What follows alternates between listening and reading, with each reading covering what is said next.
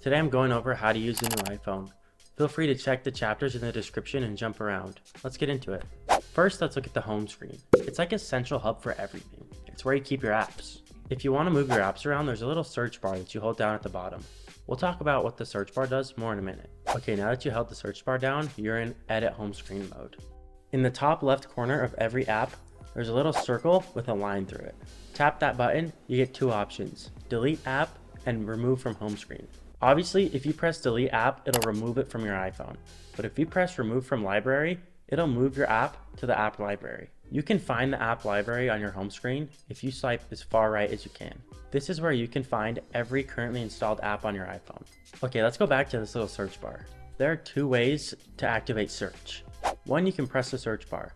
Two, if you just swipe from the middle of the phone down, it also activates search. In search, you can find anything: apps, directions, music. You can even have it send you straight to Google.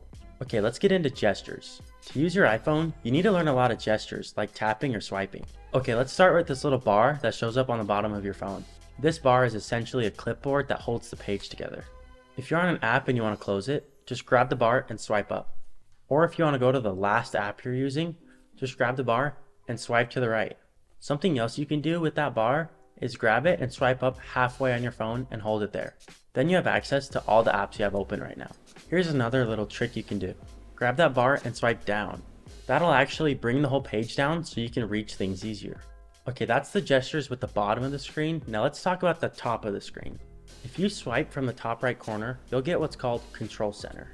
You can customize this a little bit, but generally it's where you control things like volume and connections. If you want to know more about how Control Center works, watch this video.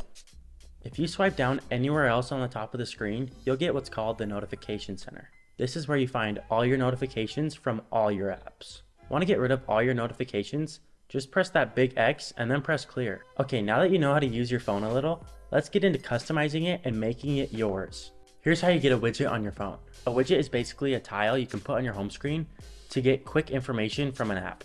When you go into that edit home screen mode we talked about earlier, you can press the plus button in the top left corner. This will pull up all your available widgets. Scroll through the widgets to find what you want added to your home screen. Some widgets have multiple sizes, so you can customize exactly what you want on your home screen. There's two places these widgets can go. You can put widgets directly on your home screen, or if you swipe all the way to the left, there's a whole screen just for widgets. Okay, now let's talk about messages and calling. First, let's talk about phone calls. There's a few ways you can start a phone call on your phone. The first way is through the phone app. When you're in the phone app, just click the keypad and you can type in the number. Or you can go back to search on your home screen and just type in the number or the contact. It'll pop right up. Okay, now let's talk about FaceTime. When you click into the FaceTime app, you get two options: New FaceTime and Create Link. If you want to FaceTime someone that already has an Apple device, just click New FaceTime. If you want to FaceTime someone that has an Android or something other than an Apple device, use Create Link. This will start a FaceTime and give you a link to share with them so they can use FaceTime online and actually FaceTime you. Alright, now let's talk about the Messages app. The Messages app is where you send and receive texts.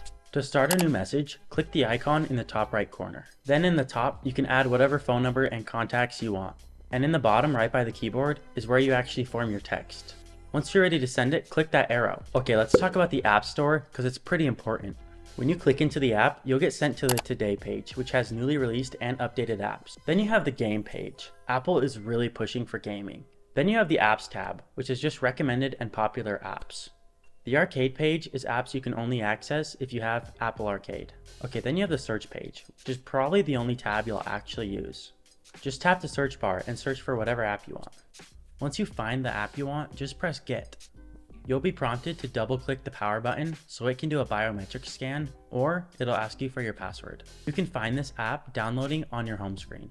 Okay, let's get into some camera basics. Okay, let's start from the left and go over. First we have time lapse, which is basically just a really sped up video. So if you have something that moves really slow, you can use time lapse and it will make it look like it's sped up. Okay, next is slow-mo, which you can do up to 240 frames per second, which is very slow. Okay, now is cinematic mode. Cinematic mode will automatically blur the background and just have whoever's talking in focus. Okay, then it's regular video mode. This just takes a regular video. We also have photo mode, which takes regular photos. Okay, then we have portrait mode. Portrait mode is a lot like cinematic mode, but for pictures. Last, we have Pano, which is short for panoramic mode. In this mode, it helps you to capture a huge scenery.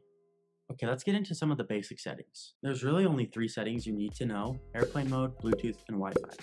When you turn on airplane mode, it turns off all wireless.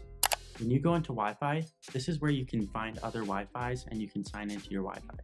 Then there's Bluetooth, which is used for things like headphones. This is important because if you have headphones that use Bluetooth, you'll need to get into this setting. Comment down below what other things you're still unsure about.